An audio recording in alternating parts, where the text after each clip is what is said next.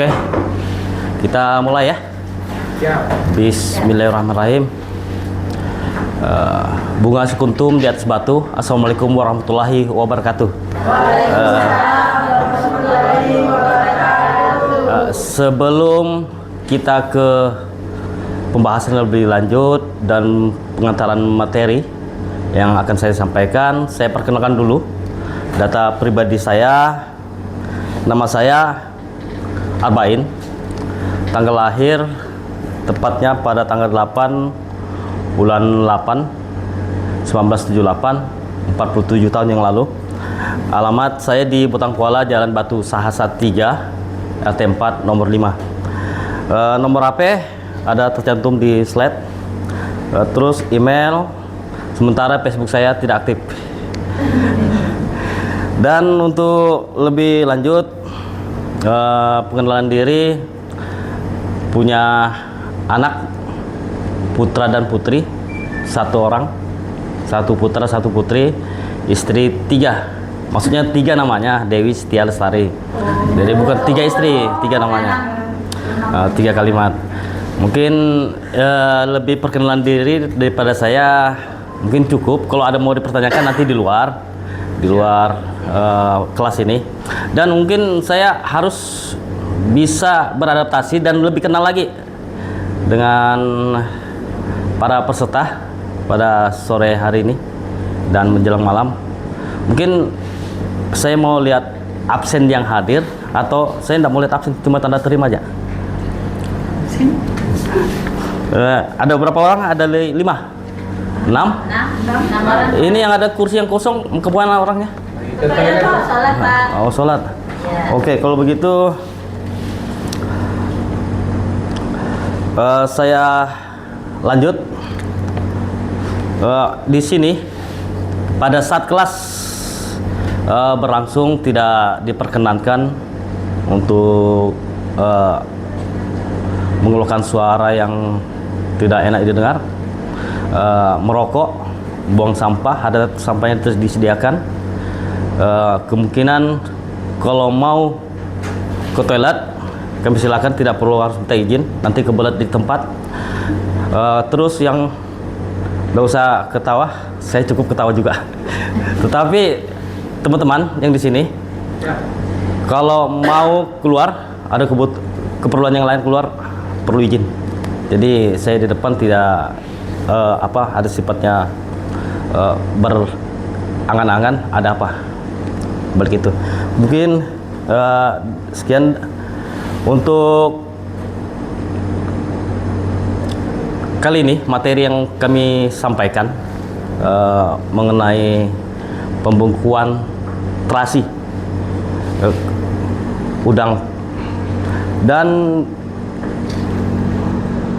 dengan nomor KUK-nya itu C10PU G02.055.2. Mungkin dengan pembekuan terasi ini, pembekuan materi, pembekuan maksudnya pembekuan terasi udang pada unit kompetensinya. Sementara untuk elemen kompetensinya itu menyiapkan bahan peralatan pengeringan terasi, dan yang poin kedua itu mengeringkan teknik terasi udang. Dan untuk yang poin kedua, peralatan yang digunakan, unjuk kerjanya itu waktu dan suhu pengeringan, serta terasi udang dikeringkan sesuai prosedur. Nanti saya jelaskan dari poin-poin tersebut. Pertama itu untuk bahan yang disiapkan untuk pada saat pengeringan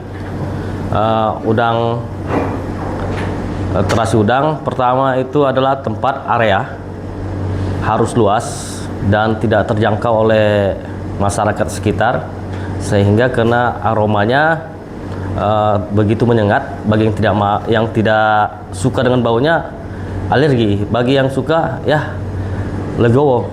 Tetapi kalau areanya yang memadai, Itu kalau ukuran lahan sebenarnya itu 10 kali 8 pun cukup untuk area penjemuran. Dengan kapasitas pengeringan rata-rata di dalam 1 minggu itu bisa menghasilkan 600 kilo dari udang papai. Itu sebagai bahan baku dari terasi. Dan terasi ini kembali ke bahasan awal, terasi ini adalah sebagai penyedap rasa tambahan. Penyedap rasa tambahan ini pun dikelola secara tradisional dan secara modern pada saat pengeringannya. Tetapi terasi lebih dihentikan kepada sasarannya ke tata boga, karena ini merupakan penyedap rasa Nusantara yang sebelumnya nenek moyang kita sudah merasakan lebih dahulu bagaimana sedapnya itu terasi. Mungkin bahan-bahannya tadi itu area tempat. Kedua itu adalah jaring-jaring atau jala yang harus disiapkan untuk tempat penjemuran, karena harus ada wadah. Karena ini yang sifatnya penjemuran secara tradisional,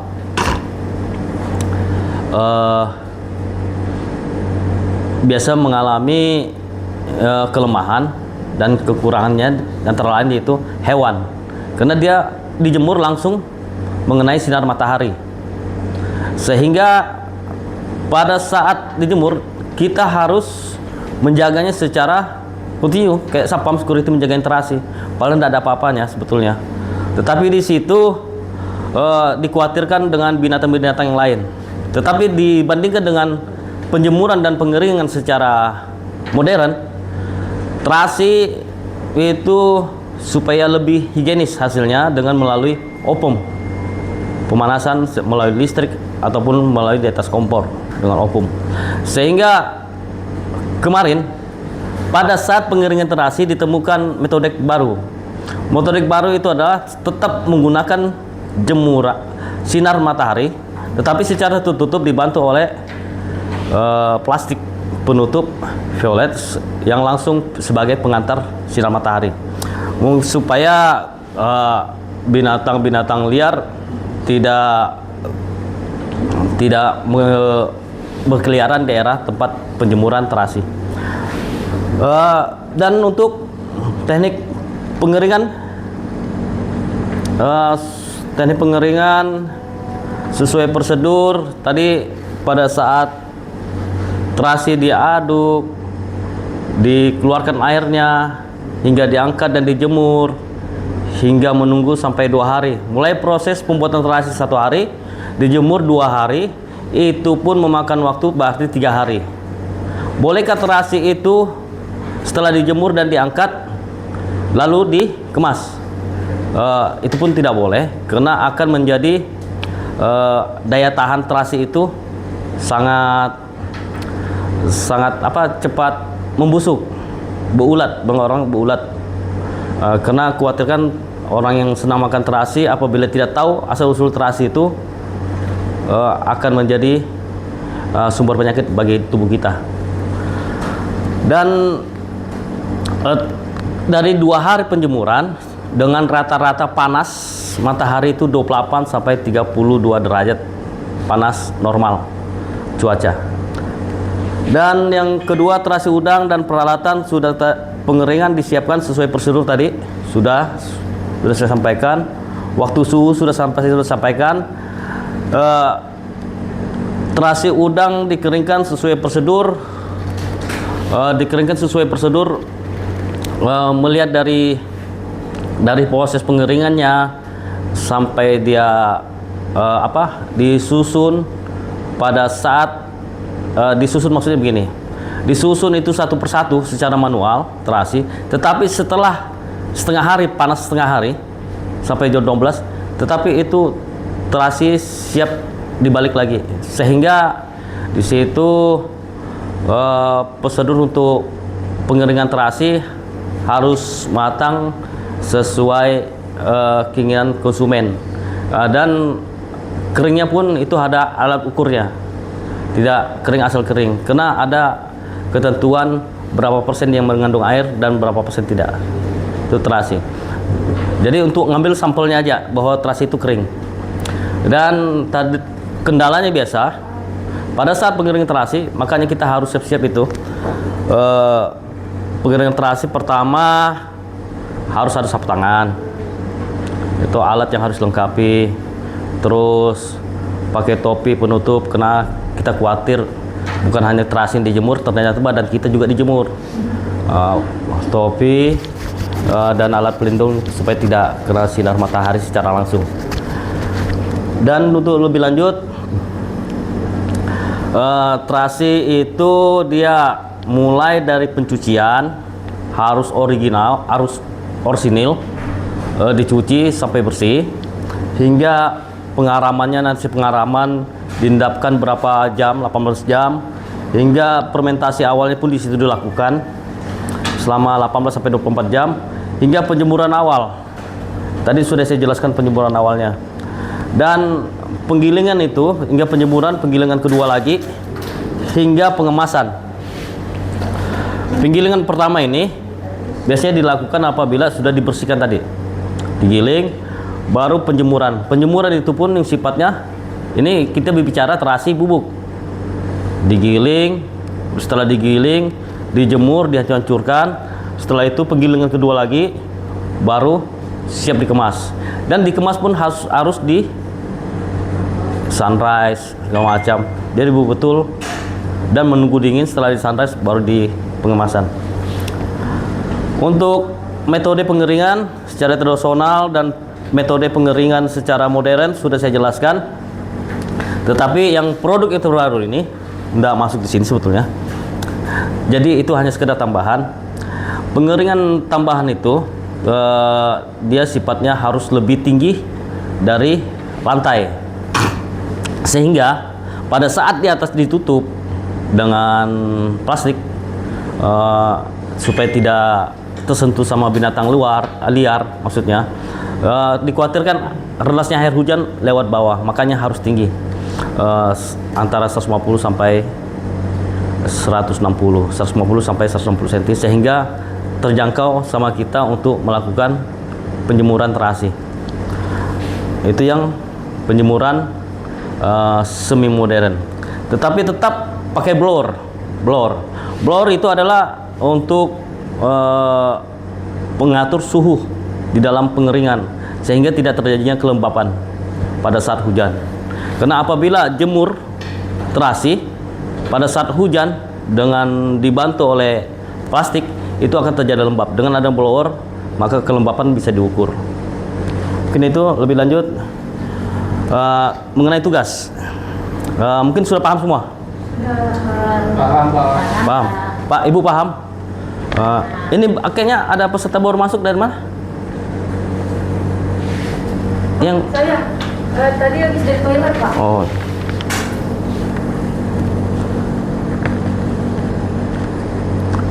Saya ngasihkan tugas. Ini betul tugas ini. Ada tulisannya.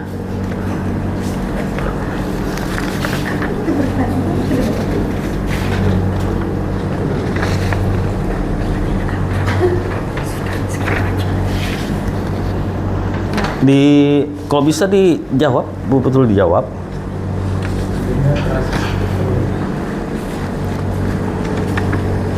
Sebenarnya sehari itu tidak makan terasi sama halnya tidak makan nasi dalam satu hari. Itu loh motonya. Tetapi teman-teman, tugasnya bisa dikumpul. Selesai semua? Ini dari 7 orang, hanya 6 orang yang ngumpul. 1 orangnya kemana lagi?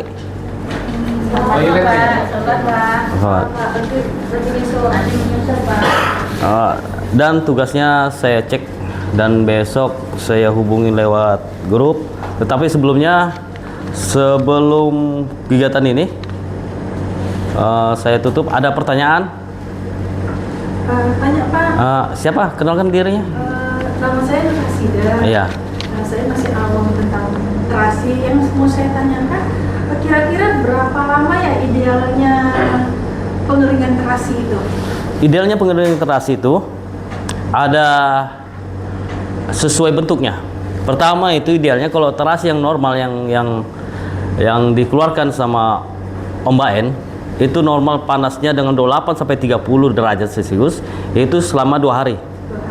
Tetapi kalau terasi dengan ketebalan 15 cm, maaf 5 cm, itu bisa membutuhkan waktu 1 minggu daya tebalnya. Tetapi kalau terasi yang sifatnya bubuk, yang sunrise, itu dia membutuhkan waktu 1 minggu. Karena 2 kali pengeringan. 2 kali pengeringan, setelah itu di sunrise lagi. Setelah sunrise tunggu dingin, cuaca yang dingin yang normal, yang sempurna dinginnya, lalu dikemas. Mungkin ada lagi. Saya Pak, Nama? saya atas nama Titin mau bertanya, apakah ada jenis udang tertentu untuk membuat terasi? Oke, terima kasih. Bagus pertanyaannya. Udang tertentu itu ada udang abon. Maaf, saya tidak bawa bentuknya atau fotonya di sini. Seharusnya saya bawa udang abon atau udang papai, bilang orang di sini Bontang, dibandingkan udang yang hasil pinggiran itu ada empang. Beda. Jadi khasnya sangat beda. Kalau perbedaannya masing-masing punya keunggulan. Kalau udang papai abon itu kalau dibikin terasi cetak, bundar, padat, itu lebih bagus, lebih berkualitas. Kalau udang yang hasil empang yang agak besar itu terasinya cocok untuk dibikin bubuk atau di sunrise. Tetapi masing-masing jenis udang ini punya kelemahan. Kalau udang yang di empang hasilnya itu untuk bikin terasi, apabila tidak diatasin dengan segera dan dieksekusi untuk dilakukan pengeringan, akan memudah sekali untuk busuk. Kalau udang papai atau udang abon, apabila difermentasi, kelebihan jam fermentasinya dia akan juga busuk. Beda dengan udang yang di empang sama udang papai. Tapi daya tahannya udang papai pada saat dia kering, dia akan lebih berkualitas. Begitu juga kelebihannya udang empang, apabila dia lebih kering di sunrise, rasanya juga sedap. Itulah sebagai penyedap rasa Nusantara. Mungkin ada yang lain?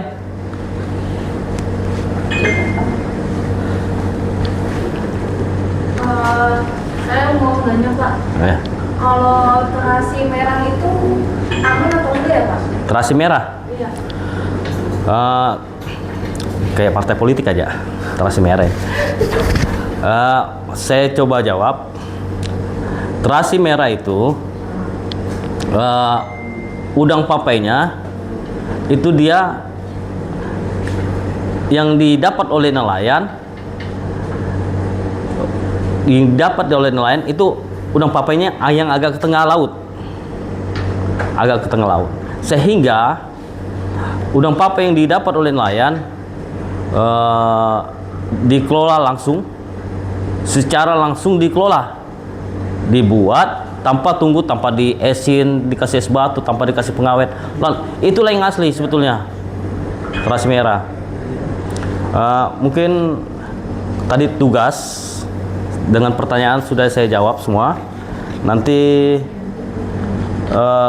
pada kesimpulan, pada proses terasi udang, bahwa tahap ini merupakan proses yang krusial dalam produksi terasi untuk mengurangi kadar air secara signifikan dan meningkatkan kualitas serta efisiensi produksi secara keseluruhan. Itu kesimpulannya. Penting untuk diingat bahwa dari saya sebenarnya kalau ada yang mau tukar informasi dan mau jadi teman-teman di sini mau jadi reseller terhadap terasi Om Baen, kami persilakan. Mungkin dari situ tidak ada tambahan lagi dari segi pertanyaan? Cukup. Kalau begitu tolong dirapikan. Mungkin cukup sekian kelas kita hari ini. Saya dari Arbain, ownernya dari terasi Om Baen, dan tetap memberikan pelatihan dan seminar pada sore hari ini dan menjelang malam.